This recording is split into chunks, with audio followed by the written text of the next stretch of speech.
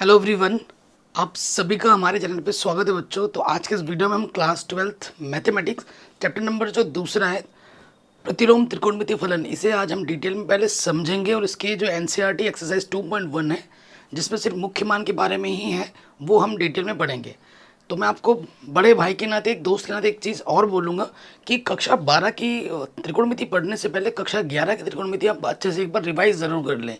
इससे क्या होगा, कक्षा 12 की जो त्रिकोणमिति आपको और आसान लगी। वैसे तो क्लास 11 के कंपैरिजन में क्लास 12 की त्रिकोणमिति बहुत ही आसान है, ठीक है। तो बिना किसी देरी के वीडियो को हम स्टार्ट करते हैं।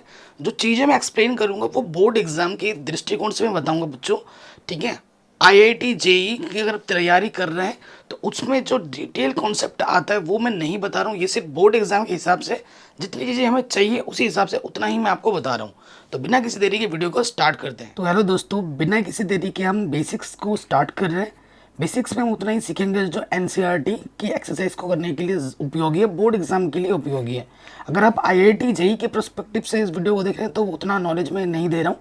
ये बोर्ड एग्जाम के प्रोस्पेक्टिव से ये वीडियो बनाई जा रही है, ठीक है बच्चों। सिंपल चीज़ें रखूंगा, एकदम एकदम सिंपल वे में। तो सबसे पहले बात करते हैं प्रतिलोम त्रिकोणमितीय फलन के बारे में। यदि हमारे पास कोई फंक्शन है, जैसे कि ये फंक्शन है एक्स से वाई में जा रहा है। फंक्शन होने के लिए आपको पता है, चैप्टर 1 में आप पढ़ के आए हो, एक संबंध का होना बहुत ज़रूरी है। एफ एक फंक्शन है जो एक्स से वाई में जा रहा है, इस प्रकार है कि इस प्रकार है, किस प्रकार है कि जो वाई बराबर है ना एफ एक्स है। यह फलन, ये जो फलन है ना, ये क्या कि वह आच्छादक है, ठीक है। ये जो फलन है हमारा, ये फलन एकाकी और आच्छादक दोनों है। अगर आपको प्रतिलोम त्रिकोणमितीय फलन या प्रतिलोम फलन ज्ञात करना है ना, तो वो तभी ज्ञात कर सकते हैं उस फलन का जब वो फलन है ना एकाकी और आच्छादक दोनों हो। अगर ये एकाकी और आच्छादक दोनों नहीं होंगे तो उस फलन का त्रिकोणमित प्रतिलोम फलन आप ज्ञात नहीं कर सकते, ठीक है। ये चीज़ आप जानते हैं, यह फलन एकाकी व आच्छादक है। अब एक फलन है, अब एक फलन हमारे पास g है, ठीक है, जो y से x में जा रहा है। किससे? y से x में जा रहा है। इस प्रकार है, इस प्रकार है कि ये जो x है ना वो जी वाई के बराबर है, क्योंकि बिना संबंध की तो बात बनेगी नहीं। x जो है वो जी वाई के बराबर है। और ये जो फंक्शन है ना, ये एकाकी भी है और आच्छादक भी है, ठीक है। ये तो एक्चुअली आप देखें, जो फंक्शन है एक्स से वाई में जा रहा है और वो इस तरीके से परिभाषित था, वाई बराबर एफ एक्स। और ये जो फलन है एकाकी और आच्छादक है। दूसरा जो हमारे पास जो फंक्शन है जो कि जी हमने बोला है उसको, वो वाई से एक्स में जा रहा है। वो किससे किस में जा रहा है? वाई से एक्स में जा रहा है। अगर मैं इसको चित्र से बना के समझाऊं, ये चित्र से इसको बना के समझाऊं, ठीक है ना। ये मेरा एफ मैपिंग है जो कि इस एक्स से इस वाई में जा रहा है, ठीक है, इससे इसमें जा रहा है। अगर इसमें आप कुछ भी रखोगे 1 2 3, 1 सपोज करो मुझे ए दे रहा है, 2 मुझे बी दे रहा है, 3 मुझे सी दे रहा है, ठीक है। और दूसरा जो मेरा फंक्शन है जी, ठीक है, जी जो मैं फंक्शन बोल रहा हूँ, ये मेरा एक्स था और ये मेरा वाई वही है, ठीक है। यहाँ मेरा ए है, ये बी है, ये सी है, ये 1 है, ये 2 है, ये 3 है, ठीक है। ये चीज़ है। तो इस कंडीशन में ना ये फंक्शन y से x में जा रहा है, y से x में जा रहा है। समझ रहे हैं मेरी बात? इसका ये क्या हुआ, 1 2 3, इसका क्या हुआ? प्रांत हुआ, इसका ये प्रांत हुआ। और ये जो ए बी सी है, ये जो ए बी से है, ये इसका क्या हुआ? परिसर हुआ। ए बी सी इसका क्या हुआ? परिसर। यहाँ पे जब आ जाओगे इस वाले में ए बी सी, ये जो ए बी सी है इस केस में ये इसका क्या हो जाएगा? प्रांत। और ये जो 1 2 3 है ये मेरा क्या हो जाएगा? परिसर, क्योंकि ये y से x में जा रहा है, ठीक है।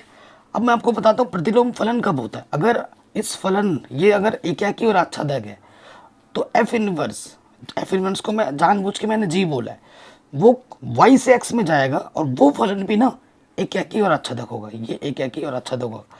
तो ये जो जी फलन है ना, ये हमारा प्रतिलोम त्रिकोणमितीय फलन है। ये हमारा क्या है? प्रतिलोम त्रिकोणमितीय फलन है।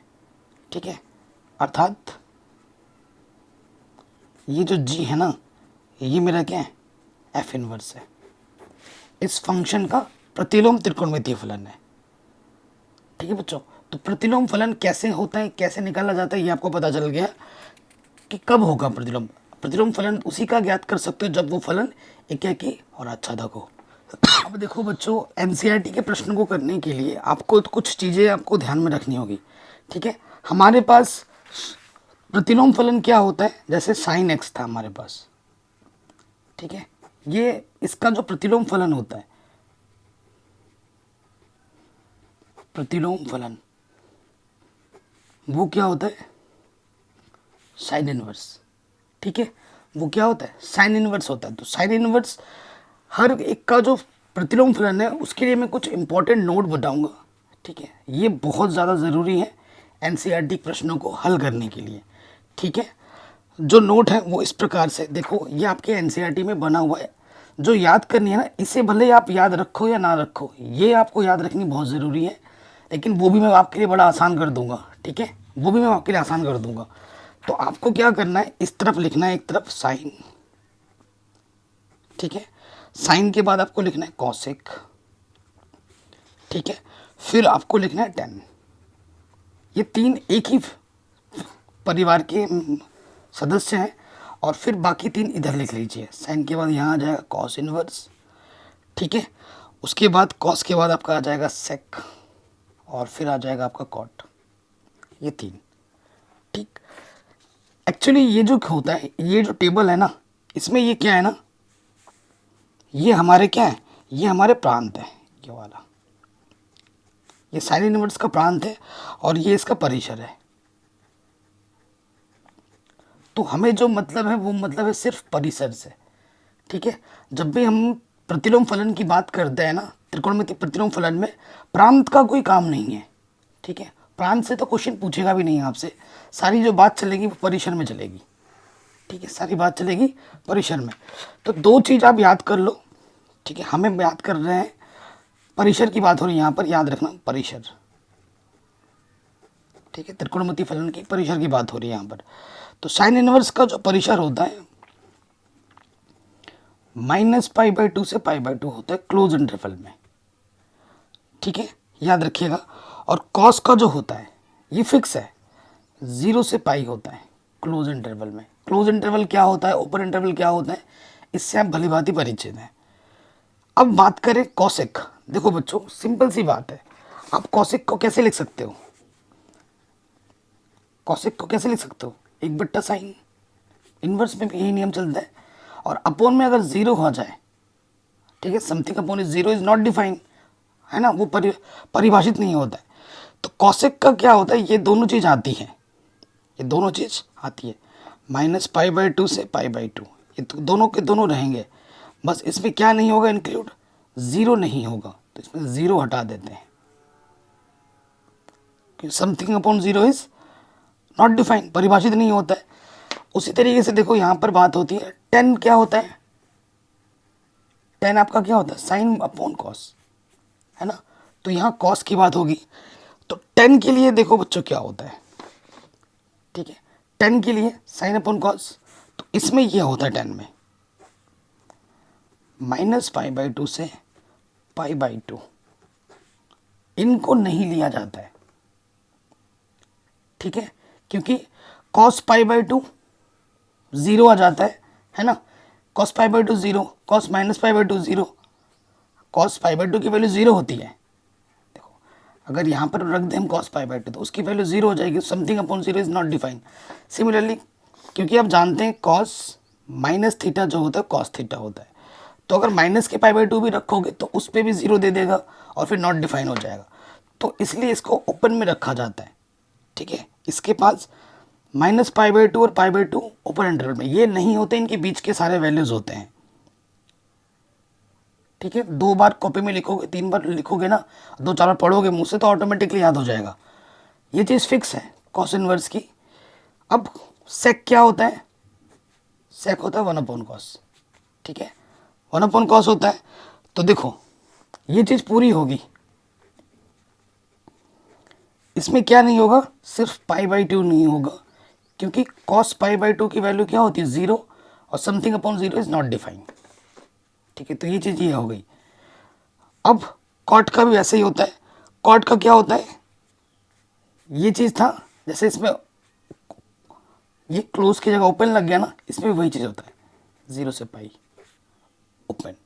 ठीक है, तो दो चार बार कॉपी में लिखोगे, ठीक है, ऑटोमेटिकली याद हो जाएगा। और ये चार्ट जो है, ठीक है, सबसे इम्पॉर्टेंट है, मोस्ट इम्पॉर्टेंट है, इसे आप अच्छे से याद कर लो। इसके बिना कोई क्वेश्चन हिलेगा नहीं अपनी जगह से, और हर एक क्वेश्चन में ये चीज़ मेंशन भी करनी पड़ेगी आपको। मैं देखो बेटा एनसीईआरटी बोर्ड एग्जाम के प्रोस्पेक्टिव से पढ़ा रहा हूँ, ठीक है, ये चीज़ मैं पहले ही बता दे रहा हूँ आपको। ओके बच्चों, चलिए अब आते हैं बिना किसी देरी के क्वेश्चंस पर। ठीक है, क्वेश्चंस पे आ जाते हैं। Sign inverse minus one by two, इस टाइप के जो क्वेश्चन दिख रहे हैं, इनके हमें क्या निकालने, मुख्य मानों को निकालना है। ठीक है, इन सब के हमें क्या निकालने, मुख्य मान निकालने। तो चलिए शुरू करते हैं, नंबर वन क्वेश्चन पे आ जाते हैं। तो उससे पहले हम क्या करते हैं ना, यहाँ एग्जाम्पल्स को कर लेते हैं। दो एक उदाहरण है, वो उदाहरण पहले कर लेते हैं, उसके बाद क्वेश्चंस को करेंगे। उदाहरण नंबर वन, हमें क्या बोला है, sine inverse minus one upon root two का मुख्य मान ज्ञात कीजिए। देखो जब पॉजिटिव है तब तो सही है, नेगेटिव आएगा ना तो चेंज करना होगा। कैसे चेंज करना होगा वो मैं बता दूंगा। क्वेश्चन जैसे जैसे करोगे हमारा कॉन्सेप्ट उतना निखरता जाएगा आगे चलकर। ठीक है, तो इसका हमें मुख्य मान निकालना है, sine inverse one by two का मुख्य मान निकालना है। तो माना जिसका भी मुख्य मान निकालना होता है ना, उसको आप हम क्या करते हैं, वाई के बराबर मान लो या थीटा के बराबर मान लो, जो आपकी अच्छा लगे। वाई बराबर हमारे पास क्या है, sine inverse one upon root two. ठीक है, तो ये साइन इनवर्स इधर आके क्या हो जाएगा, साइन वाई, और यहाँ पर आ जाएगा वन अपॉन रूट टू। ठीक है, अब कई बच्चे ना डायरेक्ट इसका जगह पर मान रख देते हैं, ये चीज़ करोगे सीधे सीधे नंबर आपके ज़ीरो मिलेंगे।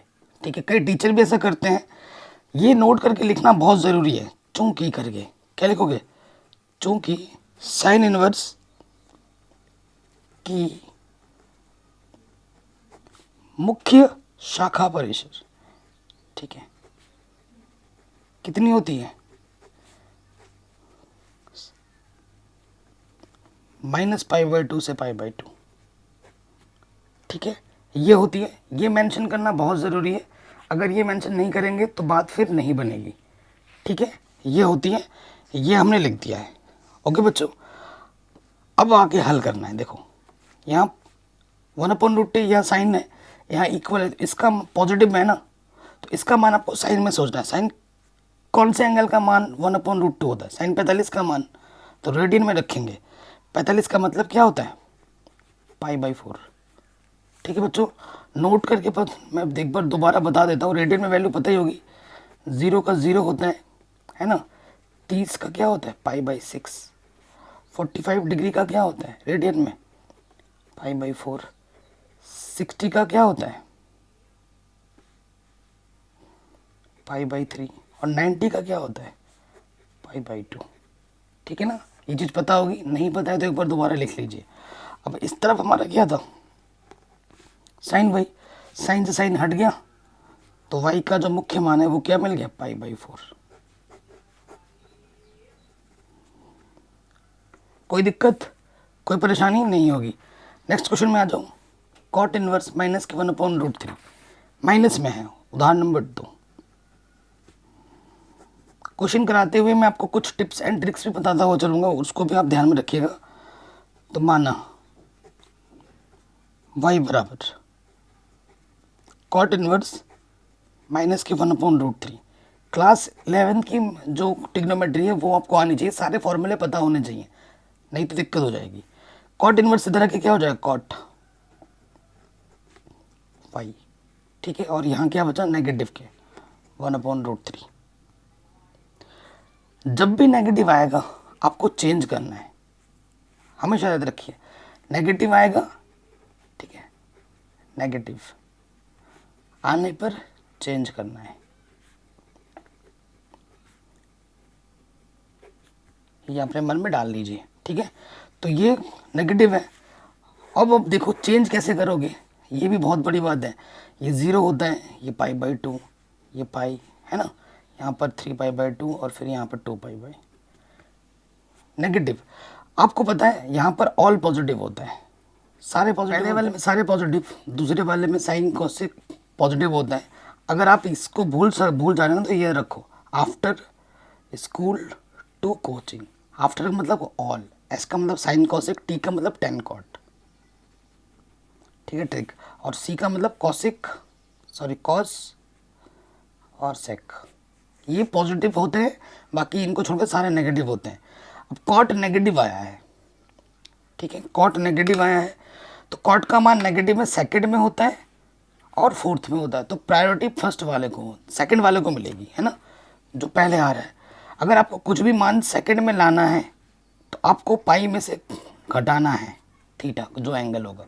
अगर आपको सेकंड से आपको थर्ड में आना है तो आपको पाई में कुछ जोड़ना पड़ेगा, ठीक है, ध्यान रखिएगा।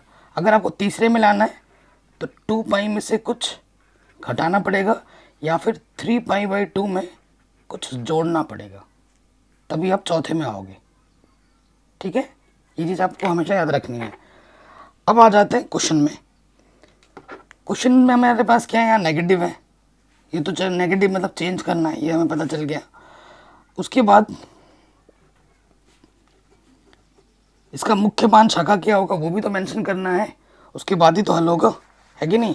तो आप लिखोगे जो मुख्य मान शाखा है परिसर है वो लिखना बहुत ज़रूरी है, लिखेंगे चूंकि कॉट इनवर्स की मुख्य शाखा परिसर कितनी होती है, 0 से पाई, तो ये लिखनी है, उसके बाद आपको हल करनी है, ठीक है। अब देखो क्या हो जाएगा, तो यहाँ इसका मान सोचो, 1/√3 किस एंगल का मान होता है, बताओ किस एंगल का मान होता है, 60 का, तो यहाँ 60 बोले तो π/3। तो सेकंड कॉट का मान पहले सेकंड में आता है ना। अगर आपको फॉर्मूला याद है तो अच्छी बात है, याद नहीं है, सेकंड में नेगेटिव होता है ना पहले, तो उसकी सेकंड नेगेटिव तो यहाँ पे भी होता है, लेकिन पहले नेगेटिव यहाँ मिला तो इसको वरीयता मिलेगी, है ना। तो मैं यहाँ लिख दूंगा कॉट सेकंड में लाना, यानी कि पाई माइनस थीटा, तो थीटा कितना है π/3, ये। अब इसको हल कर लीजिए, 3π माइनस के π/3, तो ये हो जाएगा 2π/3, ठीक है। कॉट से कॉट हट गया, y का मान कितना हो गया 2π/3, यहाँ लिख देना कॉट पाई माइनस थीटा बराबर माइनस कॉट थीटा, ठीक है, ये शुद्ध लगाया है हमने, तो ये लिख दोगे। कुछ भी आप यहाँ पर रख रहे हो उसको यहाँ पर लिखना बहुत ज़रूरी है, नहीं तो नंबर कट जाएंगे, आपको पता भी लगेगा, ठीक है। आप सोचोगे हम तो सब सही करके आए, ठीक है। अब आते हैं एनसीईआरटी एक्सरसाइज प्रश्नावली 2.1 के पहले प्रश्न में, कह रहे निम्नलिखित के मुख्य मान ज्ञात कीजिए। आ गया नेगेटिव पहला क्वेश्चन, तो मान लिया, माना y बराबर साइन इनवर्स माइनस के 1/2, ये हमें दे रखा है, तो ये इधर आके क्या हो जाएगा साइन y, यहाँ है माइनस के 1/2, नेगेटिव आया है यानी कि चेंज करना है, ठीक है। बट आपको पता है बच्चों, आपको क्या पता है, साइन माइनस थीटा जो होता है साइन थीटा होता है कि नहीं, ये होता है। तो उससे पहले देखो इसको मैं लिख सकता हूँ साइन, ठीक है ना, 1/2 किसका मान होता है 30 का मतलब π/6, तो माइनस के π/6 ऐसे लिख दिया, ठीक है। और यहाँ पर क्या है साइन y, उससे पहले ये लिखना बहुत ज़रूरी है, चूँकि साइन इनवर्स का मुख्य शाखा परिसर कितना होता है, -π/2 से π/2। ठीक है, ये लिखना बहुत ज़रूरी है। फिर साइन साइन हट गया, तुलना करेंगे तो y का मान क्या आ गया, -π/6। ठीक है, ये हमें मिल चुका है। कोई दिक्कत, कोई परेशानी नहीं होगी। सेकंड वाले में आ जाऊँ। ठीक, सेकंड वाला क्वेश्चन, cos इनवर्स 3। ठीक है, ये चीज़ें हमें तो मान लेंगे, माना y बराबर cos इनवर्स √3/2। तो cos इनवर्स इधर आके क्या हो जाएगा, cos फाई। ठीक है, तो यहाँ बचा √3/2। फिर आपको लिखना पड़ेगा चूंकि cos इनवर्स का मुख्य शाखा परिसर कितना होता है, 0 से पाई क्लोज इंटरवल में। ये लिखा, पॉजिटिव है, इधर कॉस है तो इसका मान भी कॉस में सोचना पड़ेगा, है ना। तो कॉस में सोचो, तो इसका मान कॉस में कितना होता है, कॉस π/6 होता है। कॉस 30 का मान होता है ना, तो कॉस से कॉस हट गया, वाई का मान क्या आ जाएगा, π/3। ये हमें हमारा मुख्य मान आराम से मिल गया। तीसरे क्वेश्चन पे आ जाते हैं, इसका मुख्य मान निकालना है। माना y बराबर हमारे पास क्या है, कॉसेक इनवर्स 2 है। ठीक, तो पॉजिटिव में है, कुछ बदलने की ज़रूरत नहीं पड़ेगी, इधर आके क्या हो जाएगा, कॉसेक y, और यहाँ क्या आ गया, 2। ठीक है, तो आगे हल करो। ठीक है, और उससे पहले यहाँ कॉसेक है तो इसका मान भी कॉसेक में सोचना पड़ेगा, कॉसेक 2 है ना। कॉसेक 2 किसका मान होता है, कॉसेक में, कॉसेक 30 का मान होता है, और 30 का मतलब π/6। अब इधर भी है आपका कॉसेक, है ना। अब डायरेक्ट मान रखने से पहले आप लिख के बताओगे, चूंकि कॉसेक इनवर्स का मुख्य शाखा परिसर, ठीक है, कितना होता है, -π/2 से π/2, उसमें क्या नहीं होता है, 0 नहीं होता है। ठीक है, ये आप बता दोगे। अब आगे हल कर दोगे, यहाँ से कॉसेक से कॉसेक हट जाएगा, y बराबर क्या आ जाएगा, π/6। ठीक है, ये हमें हमारा मुख्य मान मिल गया। ठीक है, कोई दिक्कत नहीं। आगे बढ़ते हैं चौथे क्वेश्चन में। चौथा प्रश्न है, tan इनवर्स माइनस में है। ठीक है ना, आसान है एकदम। सो देखो बच्चों, tan इनवर्स -√3, इसको हम मान लेते हैं माना y। तो tan इधर आके क्या हो जाएगा, इनवर्स, tan इनवर्स इधर आके क्या हो जाएगा, y हो जाएगा tan y सिंपल के, और यहाँ क्या बचा, माइनस के √3। ठीक है, यहाँ पर ये बचा। अब tan माइनस में है, माइनस से चेंज करने से पहले आपको सूत्र पता होगा कि tan माइनस थीटा क्या होता है, माइनस के tan थीटा। ठीक है, तो मैं इसको चेंज करके लिख सकता हूँ, है ना। tan माइनस थीटा इसी रूप में था, तो इसको मैं -tan थीटा के रूप में लिख सकता हूँ, माइनस बाहर आ गया। और ये किसकी वैल्यू है, √3। tan 60 का मान होता है, तो मैं इसे लिख सकता हूँ tan π/3। ठीक है, देखो -tan थीटा क्या होता है, tan माइनस थीटा, तो इसको मैं ऐसे लिख सकता हूँ tan माइनस के π/3।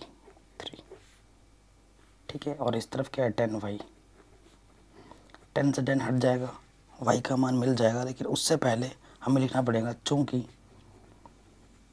tan इनवर्स का मुख्य शाखा परिसर, ये नहीं लिखोगे नंबर आपको नहीं मिलने वाले।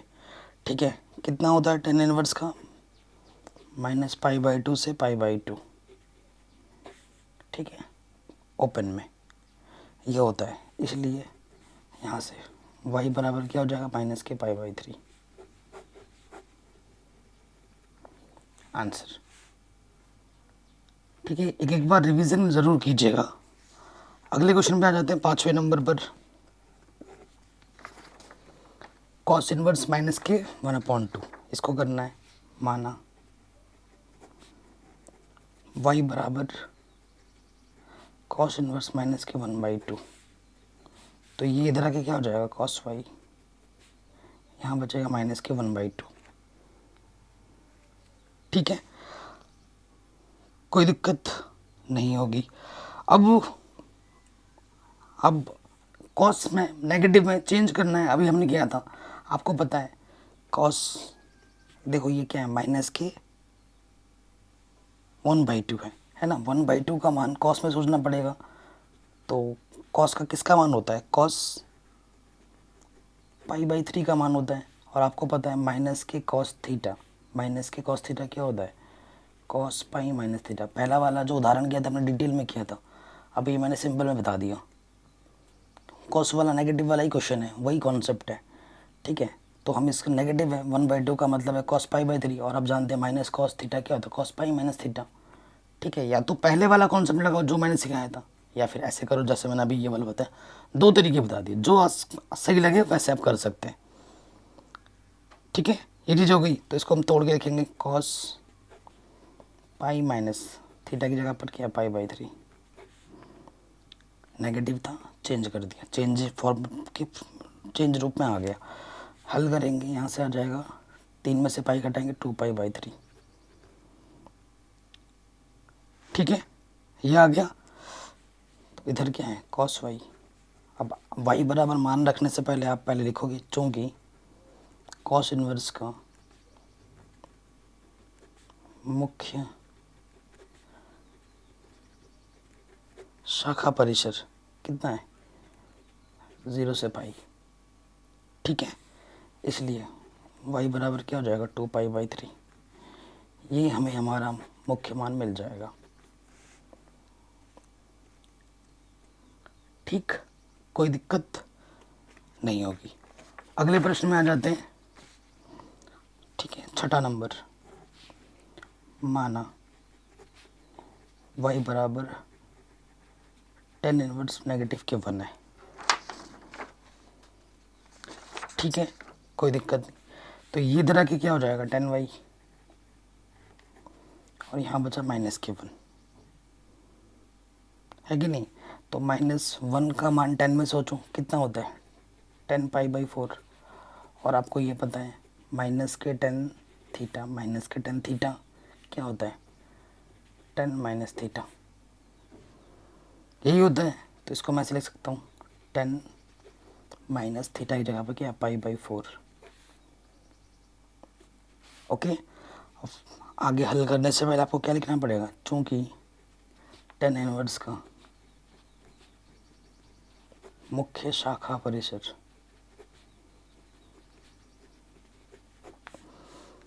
कितना होता है, -π/2 से π/2।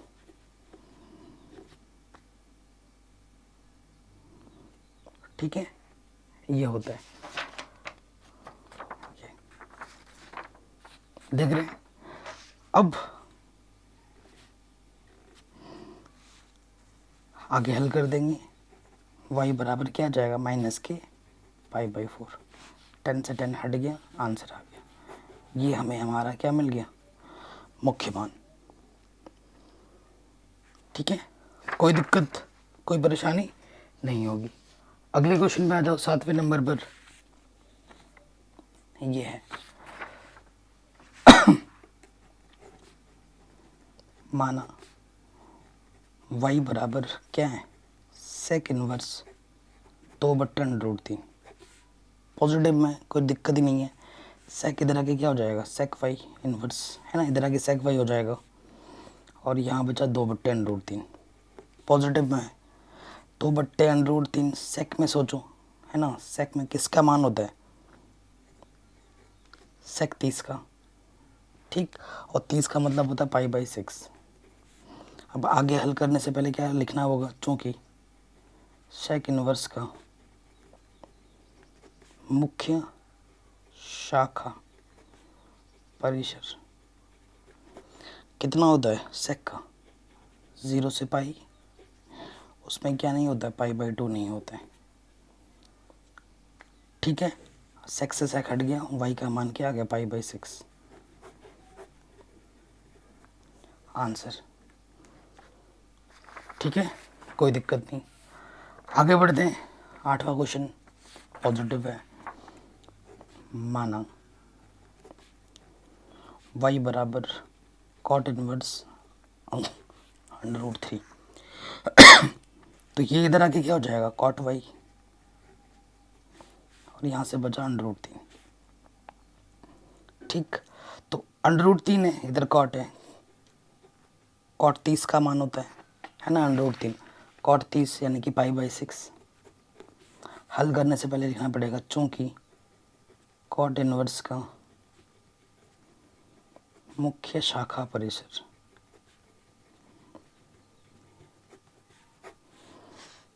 कितना होता है कॉट का, 0 से पाई। ठीक है, ये लिख दिया। अब कॉट से कॉट हटा, वाई का मान क्या आ गया, पाई/6। ये हमें हमारा मुख्य मान आराम से मिल गया। ठीक है, कोई दिक्कत नहीं। किसी भी प्रश्न में कोई डाउट या दिक्कत हो, वीडियो को एक बार दोबारा देखें। नेक्स्ट क्वेश्चन में आ जाते हैं, 10वें नंबर पर। 10वें नंबर पर क्या है, माना y बराबर कॉसेक इनवर्स -k√2। ठीक है, ये चीज़ है हमारे पास, तो नेगेटिव में ध्यान रखिएगा आप। ये वाला इधर आ जाएगा, तो ये हो जाएगा आपका कॉसेक y, और यहाँ बचा √2। ठीक है, अब नेगेटिव है, आपको पता ही है। इसका मान कॉसेक में सोचिए, इसका मान कॉसेक में क्या होता है, कॉसेक पाई/4। तो मैं इसको लिख सकता हूँ, कॉसेक पाई/4 का मान √2 होता है ना, तो पाई/4 यहाँ लिख दिया। और ये क्या है, माइनस कॉसेक थीटा। आप जानते हैं माइनस कॉसेक थीटा क्या होता है, कॉसेक माइनस थीटा। तो इसको मैं ऐसे लिख सकता हूँ, कॉसेक माइनस थीटा की जगह पर क्या है, पाई/4। अब आंसर तो आ ही गया, बट आंसर लिखने से पहले आपको लिखना पड़ता है, चूँकि कॉसेक इनवर्स का मुख्य शाखा परिसर कितना होता है, कॉसेक का -पाई/2 से पाई/2 होता है, बस उसमें क्या नहीं होता, 0। ठीक है, कॉसेक से कॉसेक हट गया, y का मान क्या आ गया, -k पाई/4। ठीक, एकदम आसान था, कोई दिक्कत नहीं। अगले क्वेश्चन पे आ जाओ, नेक्स्ट। अब इनको हल करना है, यहाँ तो सिंगल सिंगल थे, अब इसको सॉल्व करना है। ठीक है, यानी कि मुख्य मान का बताना है कितना होगा करके। 11वें क्वेश्चन पे आ जाओ, इम्पोर्टेंट है। ठीक है, दिया है, क्या दिया हुआ है, tan inverse 1 cos inverse -k1/2 plus sin inverse -k1/2। ठीक है, ये हमें दे रखा है। अब इसको तो वैसे अलग अलग से हल करके डायरेक्ट यहाँ पर मान रख सकते हैं। ठीक है, तो अलग अलग से हल करते हैं, और फिर अब मैं आपको दिखाता हूँ कैसे क्या होगा। देखो, मैं इसको मान देता हूँ, माना ये जो चीज़ है वो x है, ये y है, और ये z है। ठीक है, चूँकि x आपने क्या माना है, tan इनवर्स 1, तो ये आके क्या हो जाएगा, tan x, इधर 1 पॉजिटिव में, इसका मान भी 10 में सोचो, 10 पाई/4। 10 से 10 हट जाएगा, x का मान क्या आ जाएगा, पाई/4। ठीक है, थोड़ा और जो डिटेल में हम लिखते हैं वो भी लिख देना यहाँ पर, चूँकि tan इनवर्स का मुख्य शाखा परिसर। ठीक है, 10 का क्या होता है, -पाई/2 से पाई/2। ठीक है, ये चीज़ भी आप लिख सकते हो। तो x का मान आ गया, अब y निकालना है पुनः। y बराबर हमारे पास क्या है, cos इनवर्स माइनस की 1/2। ठीक है, कॉस इन्वर्स इधर आ जाएगा तो क्या हो जाएगा कॉस वाई, और यहाँ बचा माइनस के 1/2। ठीक है, 1/2 का मान सोचना है किस एंगल पे होता है, 60 पे, तो कॉस 60 यानी कि पाई/3। और आप जानते हैं माइनस के कॉस थीटा क्या होता है, कॉस पाई माइनस थीटा। ठीक, तो इसको मैं लिख सकता हूँ कॉस पाई थीटा की जगह पे क्या है पाई/3। तो इसको आपने पहले भी थोड़ी देर पहले ही हल किया था, तो यहाँ से 3 पाई में से 1 पाई घटाएंगे तो 2 पाई, कॉस से कॉस हट जाएगा, वाई का मान आ जाएगा 2 पाई/3। एक्स का निकल गया, वाई का निकल गया, है कि नहीं। अब जेड का भी निकाल दो। अब इसका मुख्य मान कितना होता है वो भी लिख दो, चूँकि कॉस इन्वर्स का मुख्य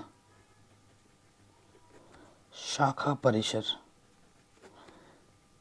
ठीक है, कॉस के लिए है ना, कितना होता है 0 से पाई क्लोज इंटरवल में। ठीक है, इतना लिख देना। अब z का निकालना है, चूँकि z बराबर हमारे पास है साइन इनवर्स माइनस के 1/2। ये इधर आ जाएगा, साइन इनवर्स आके क्या हो जाएगा साइन z माइनस के 1/2। इसका मान साइन में सोचना है, साइन 30 का होता है, यानी कि साइन 30 बोले तो पाई/6। आप जानते हैं साइन माइनस थीटा क्या होता है, माइनस के साइन थीटा, माइनस के साइन थीटा क्या होता है साइन माइनस थीटा। तो इस तरीके से लिख लीजिए,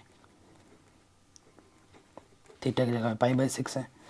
तुलना करेंगे, साइन डिजाइन हट जाएगा तो z का मान क्या आ जाएगा माइनस के पाई/6।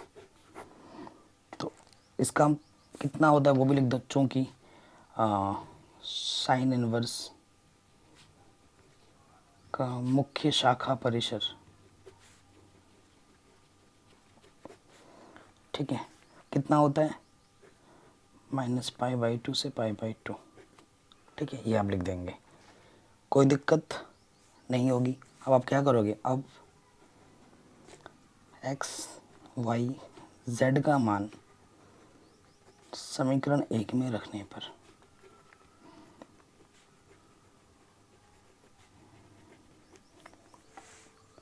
ठीक है, यहाँ रख देंगे x y z का मान। x का मान कितना आया था पाई/4, y का मान 2 पाई/3, पाई/4, ये आया था 2 पाई/3, और ये आया है माइनस के पाई/6। ठीक है, कोई दिक्कत नहीं होगी। लॉसपा ले लो, 12 लॉसपा आ जाएगा, 4 तिया 12, 3 चौके 4 दूनी 8, 6 दूनी 2 पाई, 8 और 4 12, 12 में से 2 घटाएंगे तो 10, सॉरी 4 तिया 12, 3 एकम 3, 3 आएगा ना यहाँ पर। ठीक है, 8 3 11, 11 में से 2 घटाएंगे तो कितना बचेगा 9 पाई। काटो, 3 चौके 12, 3 तिया 9, तो आंसर आ जाएगा 3 पाई/4। ठीक है, 3 पाई/4, कोई दिक्कत नहीं। अगले प्रश्न में आ जाते हैं, इसको हल करना है 12वें नंबर को। ठीक, तो काफ़ी इम्पोर्टेंट है, 12वां 14वां क्वेश्चन भी काफ़ी बार बोर्ड एग्ज़ाम में पूछा गया है। ठीक है, चलिए, तो 12वां क्वेश्चन क्या है हमारे पास, cos inverse 1/2 to sine inverse 1/2। इसको देखो फट से हल कर सकते हैं, कैसे, कॉस इनवर्स है, इसका मान कॉस में सोचो। ठीक है, इसका मान कॉस में सोचो, तो कॉस किसका मान होता है 1/2 पाई/3 का। ये मैं एकदम सिंपल मेथड से करवा दे रहा हूँ डायरेक्ट। ठीक है, मुख्य मान लिखने की जरूरत नहीं, आप कर सकते हो इसको x मान लेना, y मान लेना, इसको y मानना है सिर्फ। ठीक है, ये 2 हो जाएगा, यानी कि ये क्या हो जाएगा x + 2y, और फिर x का और y का मान निकाल के रख देना। वो तो तरीका है ही जो आप सीख रहे हो, बट अगर एग्ज़ाम में आ जाए और फट से करना हो, आपको फटाक से आंसर देना हो, तो कैसे करेंगे, क्योंकि पॉजिटिव में है ना, तो टेंशन लेने वाली कोई बात नहीं है। साइन इनवर्स, इसका मान साइन में सोचो, तो साइन 1/2 है। ठीक है, तो 1/2 किसका मान होता है साइन 30 का, यानी कि पाई/6। आप जानते हैं साइन इनवर्स साइन हट जाएगा, कॉस इनवर्स से कॉस हट जाएगा, है ना। यहाँ से बचेगा π/3 और यहाँ से बचेगा π/6, यानी कि π/3 इधर है, यहाँ पे भी आ गया π/3, π/3 प्लस π/3 यानी कि 2π/3। ये हमें हमारा आंसर मिल जाएगा। इस तरीके से भी आप कर सकते हो, सिंपल। वरना अभी तो आपने कर ही रखा है, इसको x मान लेंगे, इसको y मान लेंगे और हल करके मान रखोगे, तब भी हो जाएगा। ठीक है, नेक्स्ट क्वेश्चन पे आ जाते हैं। बहुत ही सिंपल सा प्रश्न है और ये एमसीक्यू में काफ़ी बार पूछा जाता है, बार बार पूछा जाता है। एनसीईआरटी के जितने भी बहुविकल्प प्रश्न हैं वो मोस्ट इंपॉर्टेंट है और एग्जाम में एज इट इज़ रख दिया जाता है, इतने इंपॉर्टेंट है। कह रहे हैं साइन इनवर्स एक्स बराबर वाई हो तो इनमें से कौन सा कथन सही होगा। देखो, साइन इनवर्स बराबर हमारा वाई दे रखा है, ठीक है, तो हमारे पास क्या है, चूँकि हमारे पास है वाई बराबर साइन इनवर्स एक्स, है ना। तो इसका जो मुख्य शाखा परिसर होता है वो क्लोज इंटरवल में होता है -π/2 से π/2 तक, क्लोज इंटरवल में होता है, ये ध्यान रखिएगा। तो क्लोज इंटरवल का सिंबल क्या होता है, ये वाला सिंबल। तो ऑप्शन नंबर बी हमारा बिल्कुल सही हो जाएगा। देखो यहाँ पर ये वाला सिंबल भी दे रखा है, लेकिन यहाँ क्लोज इंटरवल होता है ना, तो ये सिंबल लगाना है। अगर ओपन होता तो मैं ये लगाता। ठीक है, लास्ट क्वेश्चन पे आ जाते हैं हम। इसका मान निकालना है, tan inverse √3 sec inverse -k2। ये क्वेश्चन काफ़ी बार पूछा गया बोर्ड एग्ज़ाम में, आसान है लेकिन। तो मान लेते हैं ये जो चीज़ है ना, इसको मैं x मानता हूँ और इसको मैं y मानता हूँ। ठीक है, सो देखो, चूँकि tan इनवर्स √3 इसको आपने x माना है, तो ये इन्वर्स इधर के क्या हो जाएगा, tan x बराबर यहाँ बचेगा। अरे यार जल्दी जल्दी करने के चक्कर दिमाग में कैलकुलेशन होने लगता है ना। tan x बराबर यहाँ √3 बचेगा, तो आगे हल करोगे इसका मान पॉजिटिव में, तो 10 में सोचना पड़ेगा। 10 60 यानी कि π/3, 10 से 10 हट जाएगा तो x की वैल्यू क्या हो जाएगी, π/3। मुख्य मान शाखा में नहीं लिख रहा हूँ, है ना, आप चाहो तो लिख देना कि यहाँ से यहाँ तक होता है। दोबारा अब इस पे आ जाओ, इसको y माना है आपने, sec इनवर्स -k ये, तो sec इधर आके क्या हो जाएगा, sec इनवर्स इधर आके sec y हो जाएगा -k2। cos हो नेगेटिव में या sec हो नेगेटिव में, दोनों को तोड़ के लिखना है, दोनों को तोड़ के लिखना है। और आप जानते हैं इसकी वैल्यू sec में सोचनी पड़ेगी, कितनी होती है sec में, sec π/3 की वैल्यू होती है। तो आप जानते हैं -k sec थीटा, इसको में हम लिख सकते हैं sec π-θ।